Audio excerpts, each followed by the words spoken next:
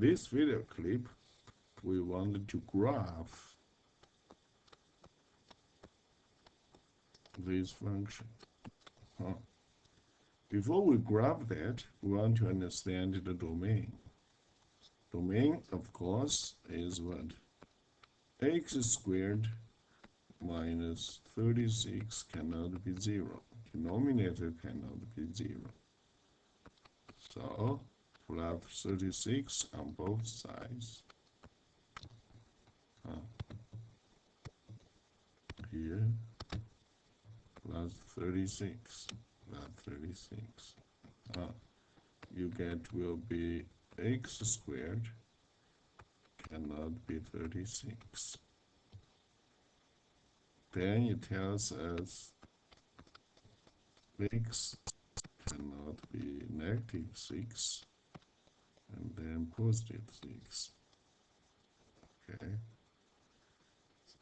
If you find out the domain cannot be negative 6 and positive 6, then vertical asymptotes will be x equals negative 6, x equals positive 6, because the function cannot choose those two values. Negative 6, positive 6, they cannot choose on denominator. That's how we get the vertical asymptote here.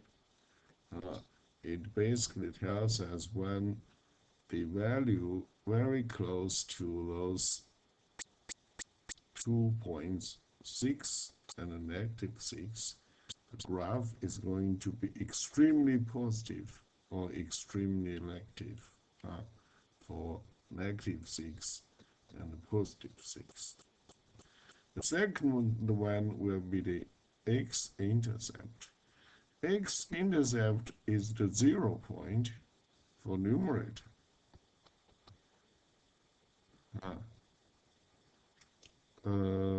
X-intercept, right? So you have x minus 3 is 0. Then of course x minus 3 has to be 0. And what we get is x equals 3 is the 0 point. So you may say 3, 0 is the x-intercept, because you plug in 3 here. 3 minus 3 is 0. Squared is still 0. That's why we have a 3, 0 this point. 3, 0 is on the picture. Okay. Now, how about y-intercept? Y-intercept you want to plug in is x is 0. You plug in 0 here, then f of 0 will be the value y. So you have a 0 minus 3 squared, 0 minus 0 squared minus 36. So that will be 9. Negative 3 squared is 9 over 36. Negative. So you have a negative 9 over 4. Okay. So then, x is 0, y is negative 4. Then you should have a 0, negative 4, negative 1/4. Okay. Now, where is this point? Is right here. 0, negative 1/4 is 0, negative 0.25. Okay? All right. Now, then what is horizontal asymptote? Horizontal asymptote is when x is very big. Let me change the color to black. When x is very big, you plug in negative or positive, either way you do. You will see x squared minus 6x plus 9 divided by x squared minus 36 is very close to 1. You will find out by using your calculator. Okay, it's actually the coefficient, leading coefficient. Here is 1, here is 1. You want to see 1 divided by 1 is 1. So 1x is very big. Here the two degrees, numerator and denominator, they have the same degree. Then that the ratio of these leading coefficients will be 1, and y equals 1. It's basically, here is 1, so you can have a horizontal asymptote like that. So let me input here. Let me input 1 here. So you may write 1 equals y equals 1. It's 1 right here. So let me change the color.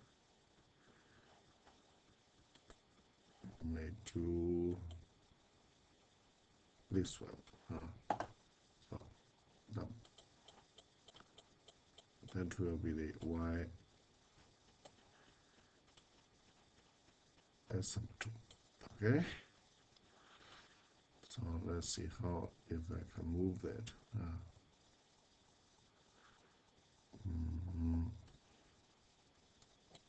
Okay, let me move this one. Yeah. So relatively better, you may see. Okay.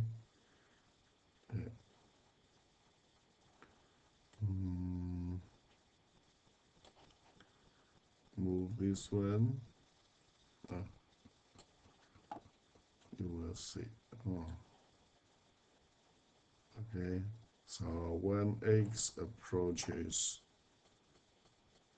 infinity, you will see this side, it goes below, and then it's going to be very close to this line. So is this side. Okay, it's going to be very close to y equals 1, this line. All right. Okay, that's the meaning for the asymptote, for the horizontal asymptote. Now we need to know is that where this picture gets, you see right here, this is the line very close to the dotted line. Okay. All right. Now we want to see is where the picture will be above or below the x-axis. Okay. That's the important part.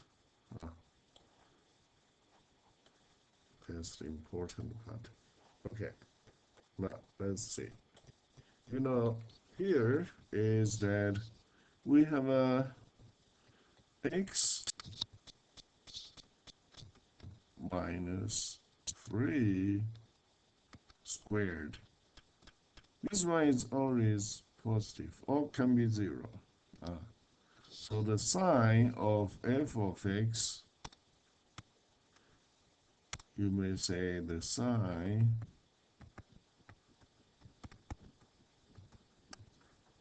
of f of x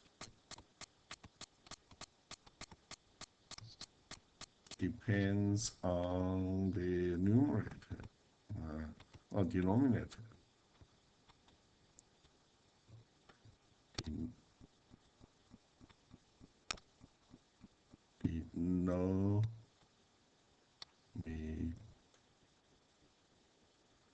Denominator. Denominator.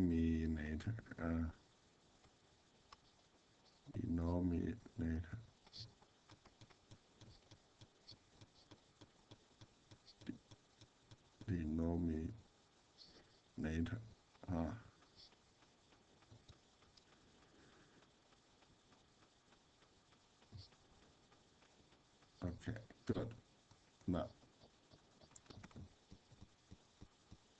Now is that x squared minus 36 can be factored into what? Into plus 6 minus 6. Okay. Then you can see that when x, if here is 0, if here is 6, and here is negative 6, you can do is if you plug in any value here, let's say 7 is here, you plug in 7 here, you should have a positive, right? You see 7 minus 6 is positive 1. 7 plus 6 is 13 positive. So when you plug in 7 to test it, you get positive. When you plug in the value to test what?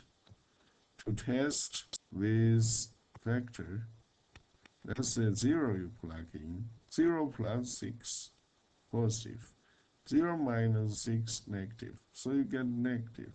And here you plug in negative 7, you have negative 7 plus 6, you have negative 1. Negative 7 minus 6, negative 13. So you have two negatives as positive. Okay, and then you know here is the 3 is what? Is the x-intercept. You know in this case, because it's squared, it never changed the sign. The sign totally depends on what? Depends on this. Then you can see this is the vertical asymptote. Right here, vertical asymptote. And you have a horizontal asymptote in this way. So then you know here will be what? Positive. And of course you have a 1 as a horizontal asymptote. Okay, and then here is vertical asymptote. And then it goes to 3, touches 3, and never goes across it, and then it goes down. For the y-axis where it intercepts, you see when you plug in 0 here, you know that's negative 1/4. So somewhere here is negative 1/4. That's right here. You see negative 1/4, negative 0.25. Okay, then it goes down in this way. Goes down in this way. Then after it goes, the x value is less than negative 6, is all positive. Okay, that's how the picture behaves in this way. All right. Okay, you may want to review that. I'll see you next time.